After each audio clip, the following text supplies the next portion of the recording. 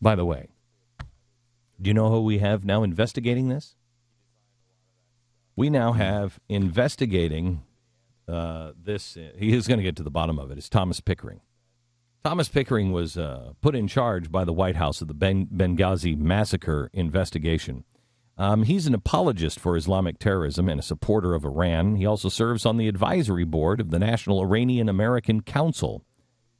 This is Iran's lobbying wing in the United States, the NIAC. It supports engaging Iran and lifting all U.S. sanctions. That's the guy the president has said, let's have him looking into what's going on in Benghazi.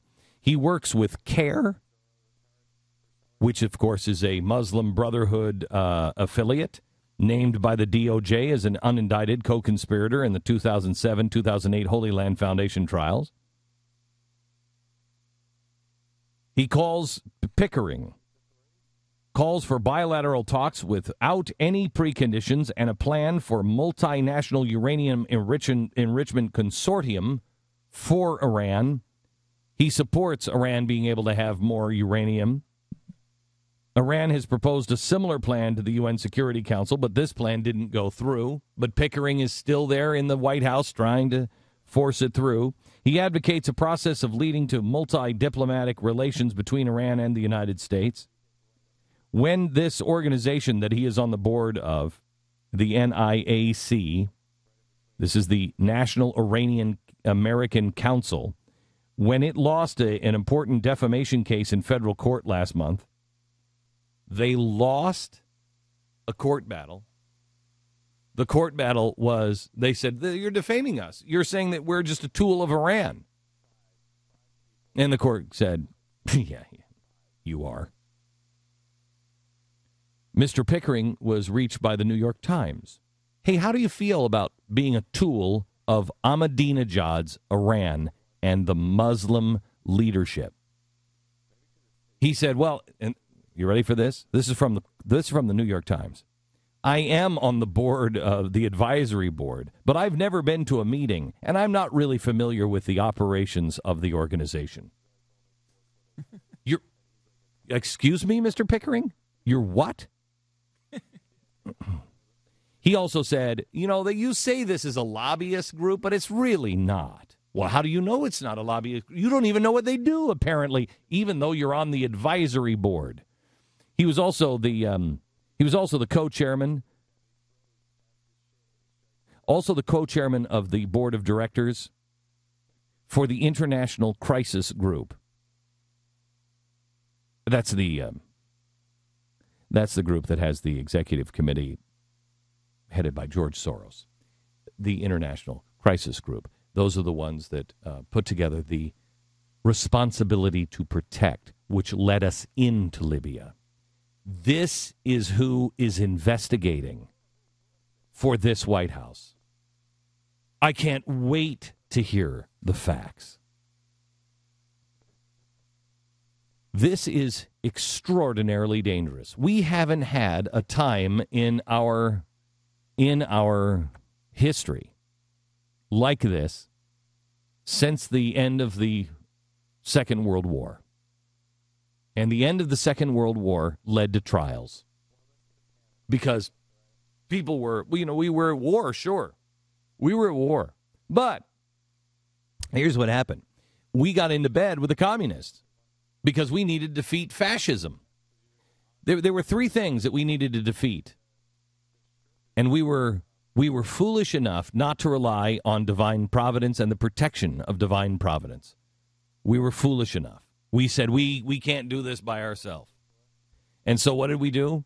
We set out to defeat two of the three evils of the Second World War, fascism and Nazism. And we embraced communism. We brought them inside and said, hey, they're our friend.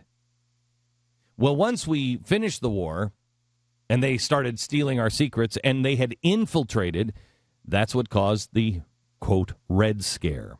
That's what caused the blacklisting and everything else. Because Americans needed to know who was an enemy. It led to trials like this. This is what I have in my hand. This is the original documentation.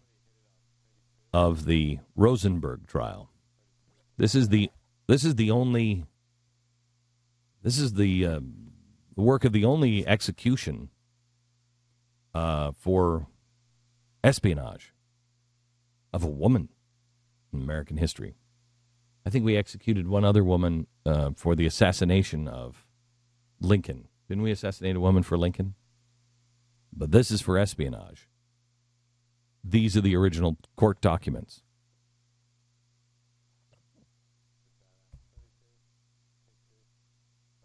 We're headed towards this period again.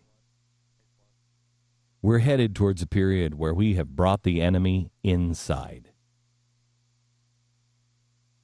We have brought people in through this administration and the past administration.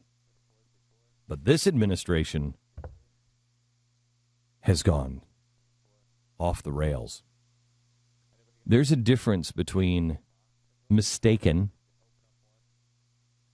and suicidal. And there's a difference between suicidal and treasonous. It will be up to us, the American people, to decide who's done what. But I will tell you, you cannot tell me that we're mistaken anymore. When I was telling you that the Muslim Brotherhood was not largely secular and that we shouldn't be in bed with them, when I was telling you when the glorious revolutions were happening, we are aiding and abetting Al-Qaeda, you still could say, well, we don't have all of the information, but we do have all of the information now. Do you know who was paid to protect our ambassador the night of September 11th? Do you know who they were? This was the February 11th Martyrs Brigade. I don't know if we should be spending money on anybody who has martyrs in their title. We're not sure if they're extremists or not. We're not sure if they're religious extremists. They're just the Martyrs Brigade. Yeah, I'm pretty sure that's a pretty good tip there, that they are extremists. But maybe I'm being too harsh. The February 17th, and they're calling them now in the press just the February 17th Brigade. They're intentionally deleting one word from their real name. They were stationed at the barracks at the time of the attack. A spin-off of the February 17th Martyrs Brigade is the Ansar al-Sharia, supporters of Islamic Law Brigade. They're linked directly to Al-Qaeda. Just so you know, the Martyrs Brigade, it's no big deal. They've just said recently that there is no such thing as real democracy because democracy goes against God. Because that's man making laws, and only God can make laws, and he's already made them, and it's the Sharia law, and it will rule the world. That is who this administration paid to protect our ambassador. Stupidity? Suicidal? Or treason? Americans will have to decide.